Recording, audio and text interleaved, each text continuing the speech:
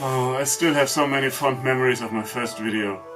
I crashed a bookend party back then, and yeah, before you go back and watch my early videos, actually the Banzer Tulip was my first proper video. Now you can go back and check out all my really old videos. I encourage you to do that. But I still have fond memories of the sense of community, of being welcome. It was something I didn't expect, and wait.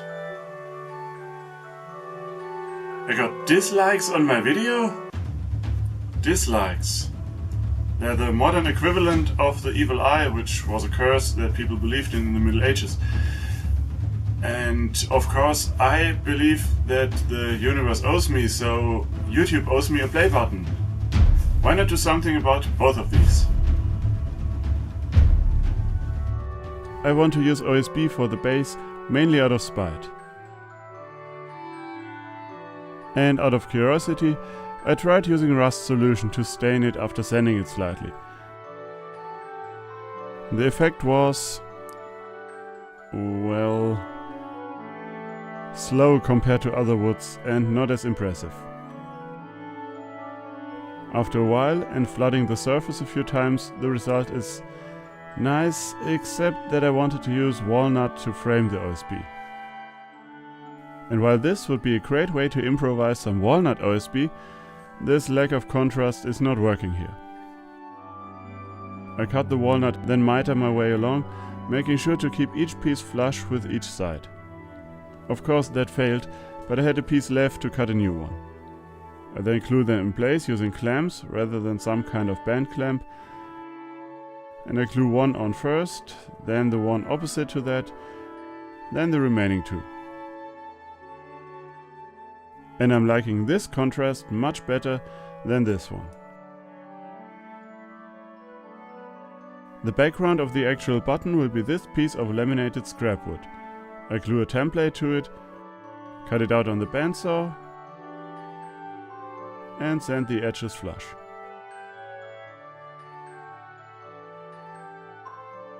One of the scraps had a factory chamfer, which I need to sand away. I also chamfer the back edge and sand the surface through a few grits. While I think using plain scrap would be a good statement in and of itself, we come back to contrast and there is too little. The center triangle will also be jet black, and to maximize the effect, I will paint this piece white. Painted wood. It's a thing. And as promised, for the center, this is actually where the term jet black comes from. This is jet, a kind of lignite, which is basically petrified wood. It is considered a gemstone, and in the Middle Ages, people credited it with magic properties. It was supposed to protect against the evil eye curse, and people would hang small crosses made from this stuff on their doors. And that stuff is tough. The hardest material I ever got to cut on the miter saw. A play button would be a fitting use, I think. And what a nice dust it made. I attach the arrow template to it and improvise a jig to hold it in place on the miter saw.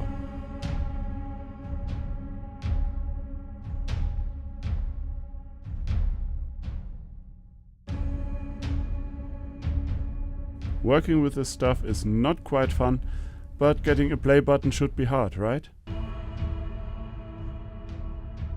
I use hot glue to mount the piece to a sacrificial surface and start sanding.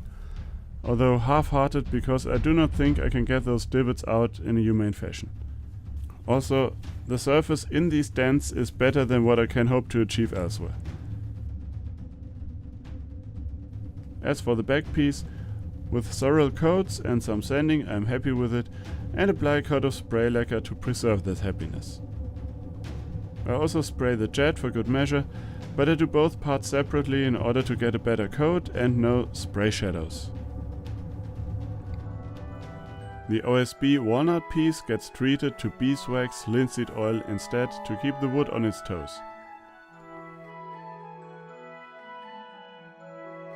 I attach the play button using hot glue, and I add these two spacers to make it look floaty.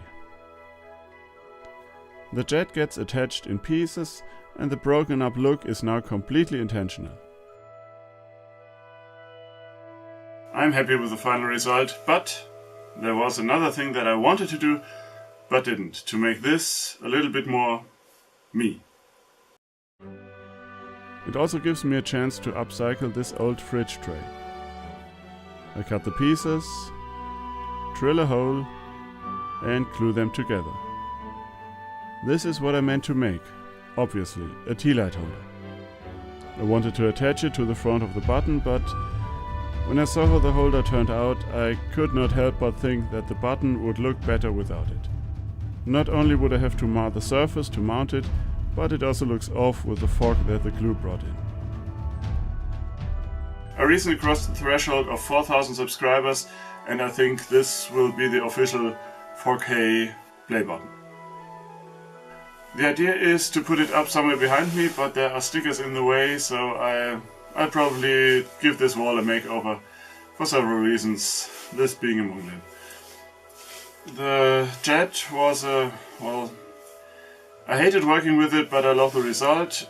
And yes, it's broken and chipped, and that's, you could call it a metaphor for someone, I suppose. If you enjoyed this project, and as I hope you enjoy my other videos, please subscribe to this channel. Recommend it to your friends if you like it. If you didn't, please recommend it out of spite. And I'd also appreciate it if you shared it for whichever reason. Thank you for watching, and as always, remember to be inspired.